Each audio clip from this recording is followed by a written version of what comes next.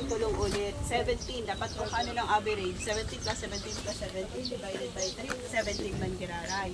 Nag-assume kita ng 0.8 na phase factor. So, si 17 times 0.8 equals 13.6. oh, yun yan si distance pa. 13.6. Saan yung mga Ay pa.